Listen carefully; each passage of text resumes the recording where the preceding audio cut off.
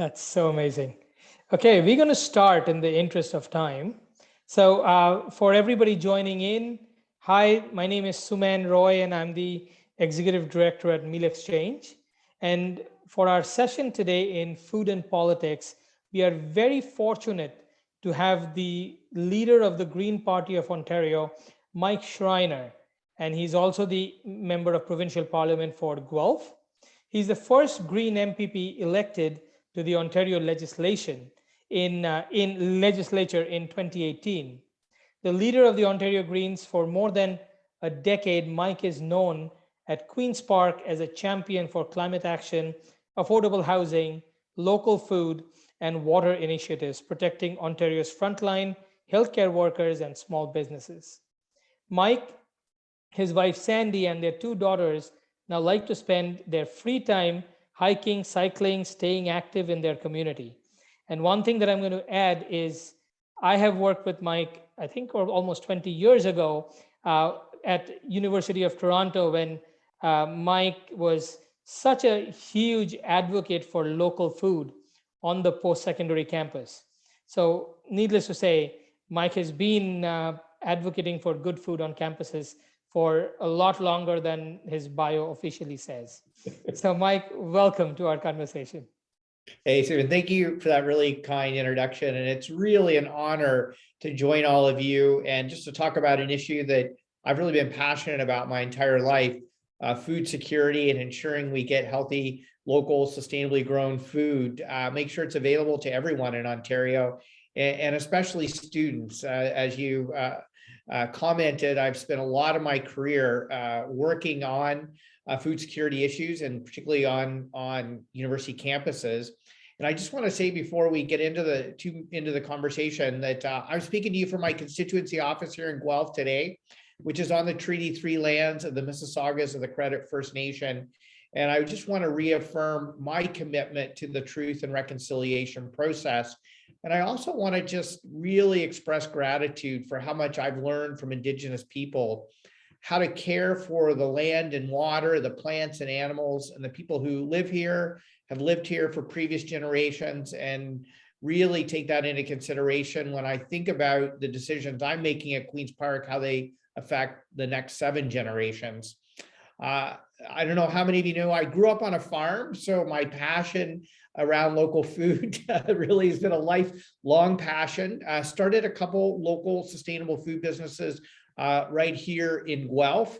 And I was a co-founder of Local Food Plus, where we did a tremendous amount of work on helping get local food onto university campuses, into hospitals, long-term care facilities, et cetera. And so when I think of food security, I think of the work you're doing at Meal Exchange. And I just want to say just how much I value it and how much I deeply appreciate the passion that all of you are bringing to this conversation. And when I think about food security, I think about it from two perspectives, and I think about how do we balance them. And so the first is, food security related to how people can they afford to access healthy, local, culturally appropriate food and nutrition that's obviously so vital to our well-being and to life. And then I also think about food security from the perspective of, do we have enough farmland and farmers to grow healthy local food to feed our population? And I think both are critically important and both really guide the work I do at Queen's Park. And so it's one of the reasons, you'll see me passionately speaking out against things like Ford government's proposed Highway 413 that would pave over 2,000 acres of some of the best farmland in all of Ontario. It's why I keep saying that we can't afford to continue to lose 175 acres of farmland each and every day in Ontario, the equivalent of 5 family farms every week. Or if you want to think about the size of the city of Toronto, that's about how much farmland we lose every year. We're simply not going to be able to feed ourselves if we continue to lose farmland at such an unsustainable and alarming rate. At the same time, we have far too many Ontarians who simply can't afford to put food on the table. And that's why I'm such a passionate advocate for addressing income inequality, talking about things like a basic income or doubling ODSP rates, which is something I've been really pushing in the legislature lately. It's why I'm so proud of our housing affordability strategy that some have called a master class plan, because we know that if you can't have a stable, affordable place to live, then you're always in this constant struggle. Do I pay the rent or do I put food on the table? And finally, it's one of the reasons I've been such a strong advocate for making post-secondary education more affordable, because so many students struggle with affording to, pay for their education, find a place to live, and put food on the table. And we know that those challenges disproportionately impact Black, Indigenous, people of color.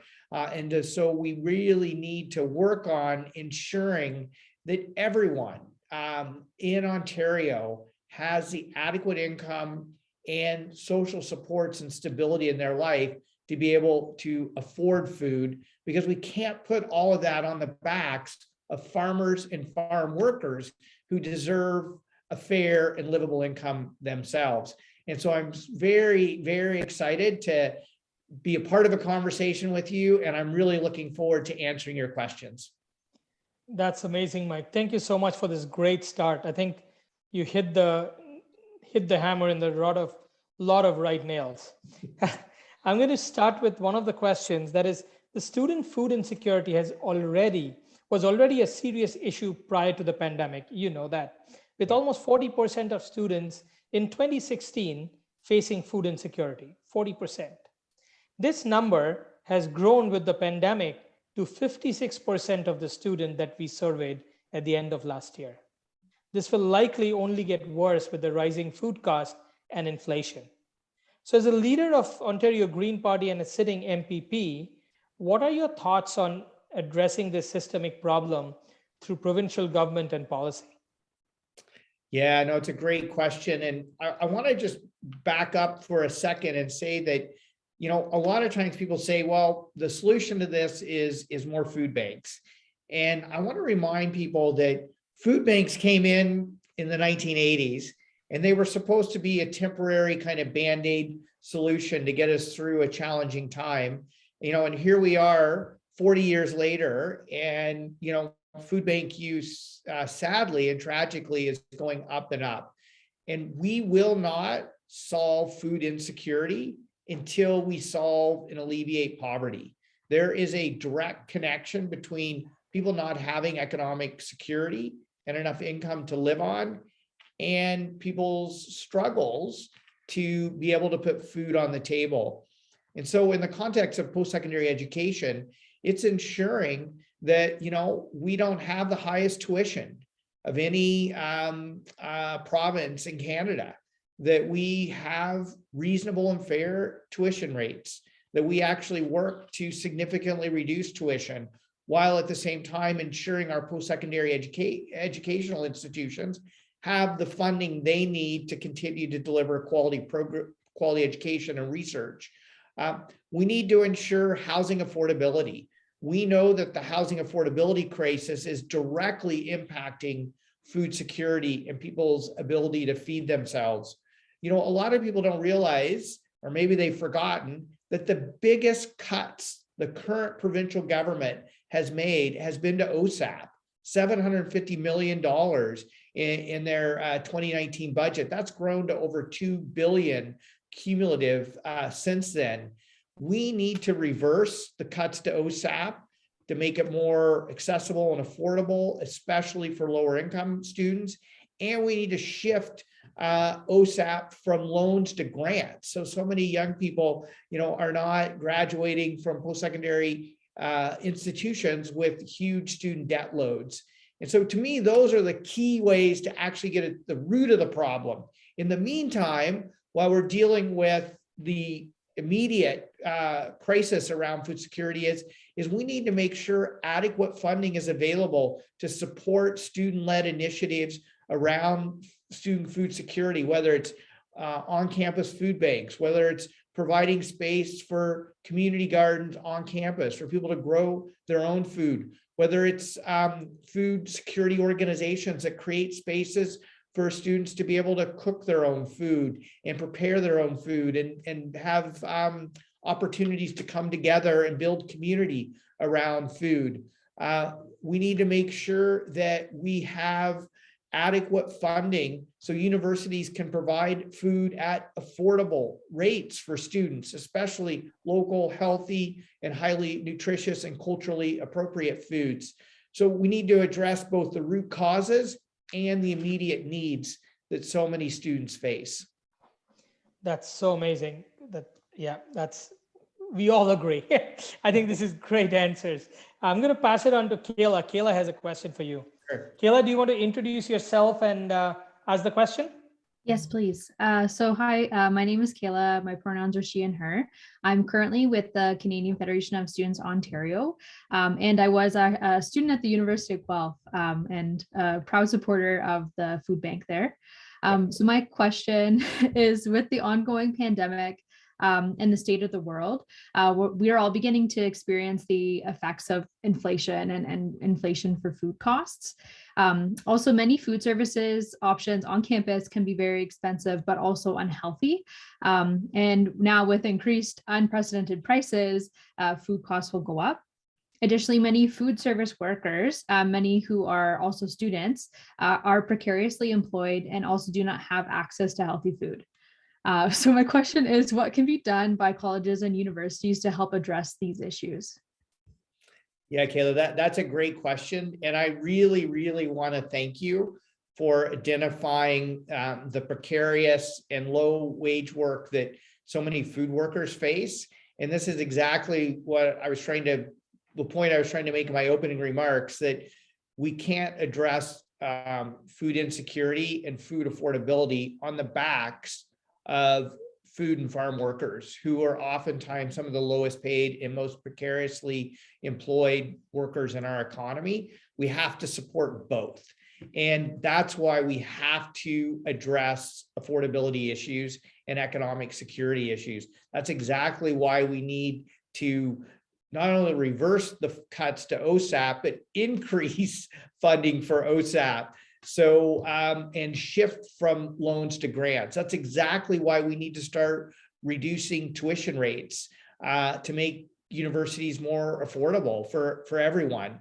That's exactly why we need to make sure that Ontario doesn't have the lowest per capita funding in our post-secondary sector and the highest tuition rates of any province in the country. So we need the provincial government to step up and provide universities and colleges with proper funding to be able to deliver high quality research and education, while at the same time paying their workers fair wages with benefits. That's exactly why we need to address the housing affordability crisis and ensure that students have affordable places to live on and off campus. Addressing those economic security concerns are critically important. And I'll just reiterate once again, and appreciate your shout out to the University of Guelph Student Food Bank, which does fantastic work. We need to make sure that the provincial government steps up and provides financial supports to food security organizations, including food banks, to address the immediate challenges around food security and ensure that those food banks have culturally appropriate foods that meets the dietary needs of everyone on campus, and ensures that those students have access to healthy, local, sustainably grown food as well. That's awesome, Mike. You kind of got into my next question, and I want to ask, just in case you have anything else to add. So we know that food insecurity disproportionately impacts international students and BIPOC students. Yeah. What do you think could be done to specifically address food insecurity among these student populations? Yeah, I mean, first of all, we as a province, we need to have an honest conversation about the disproportionate amount of funding that is now coming from international students because of decline funding. And it isn't just the current Ford government, it's the previous Liberal government as well. For far too many years now, we have underfunded post-secondary education in the province of Ontario. And out of desperation, a lot of universities and colleges have tried to deal with that funding shortfall by increasing international student tuition rates to the point now where we are putting an unreasonable financial burden on international students. And it's making our universities vulnerable, which we saw during COVID when a number of international students were unable to enroll. That's partly what drove the financial crisis at Laurentian. So we need to have the provincial government step up and start properly funding universities and colleges to take the pressure off of tuition rates, and particularly tuition rates for international students. So that fundamentally has to happen. Next, we have to make sure that international students, but all students can find an affordable place to live. I know in many university communities, I feel this in Guelph all the time, but I know it happens in Kingston and Kitchener-Waterloo, Sudbury, other university communities.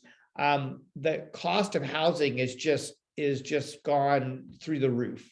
And we need the provincial government to step up and put money on the table to help address the housing affordability crisis. Since the mid-1990s, provincial and federal government got out of housing, and we need them to support co-op, social, nonprofit housing to ensure that students and others in our communities have an affordable place to live. Because when so much of your money is going to tuition, so much of your money is going to housing, there's very little money left for food.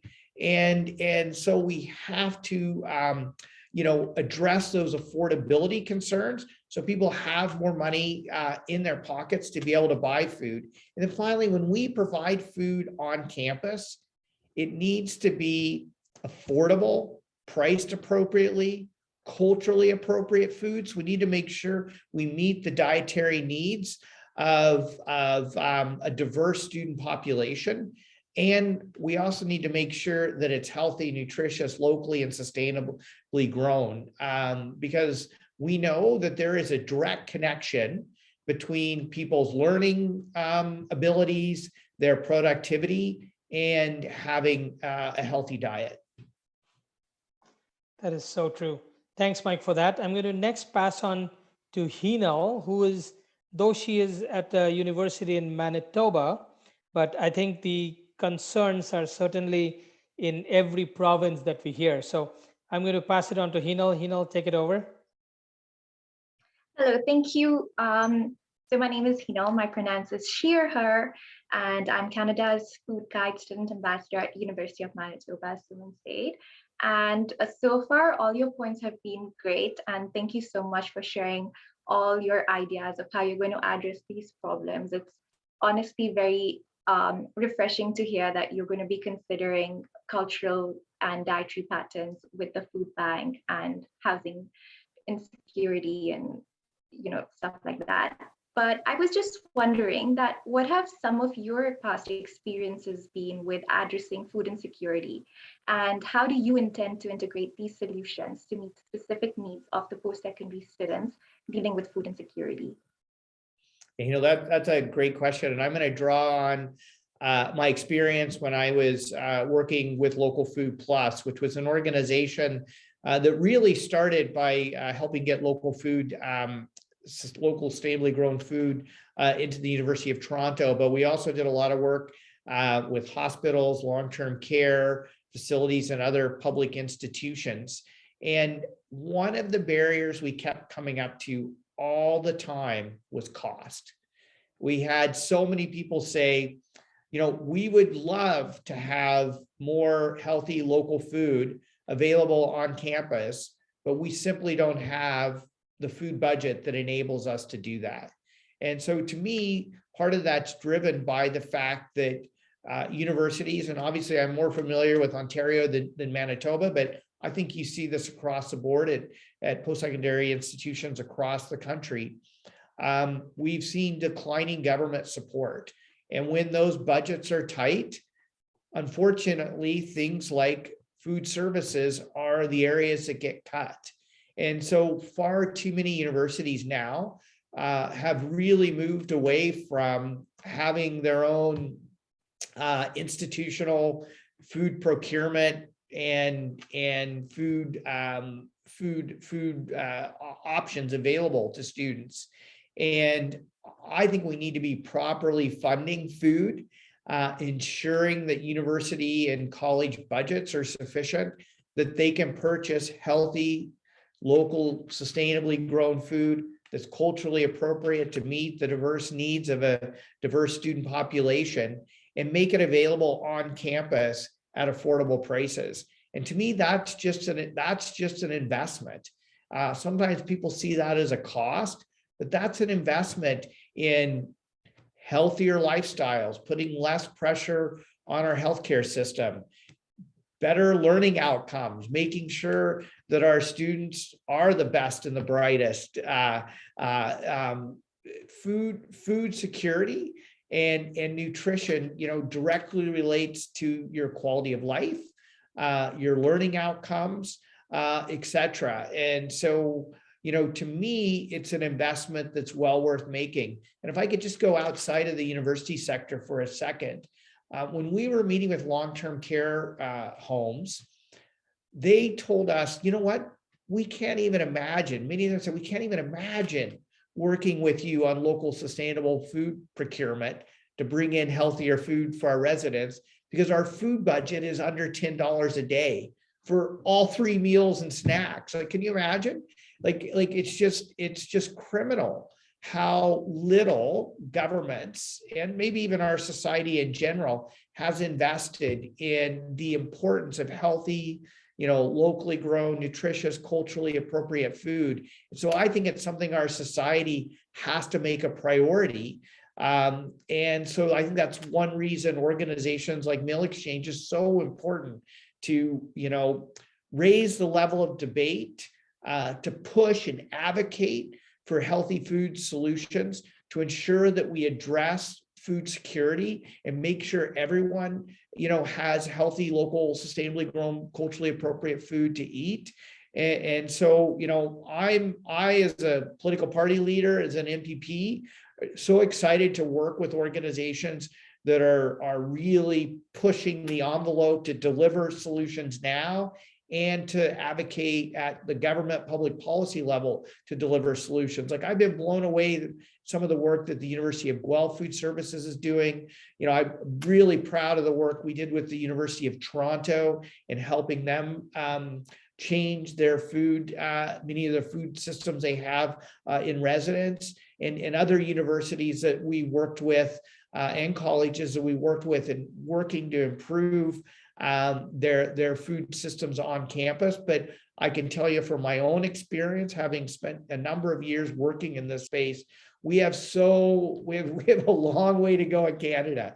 European countries are much further ahead. I mean, every European country has a national food strategy. We don't have one in Canada. Most countries have national food programs for schools at the elementary and secondary level. We don't in Canada. So we have a long way to go in Canada of making sure we have the policy framework in place to ensure that everyone has access to healthy local food, especially in our public institutions.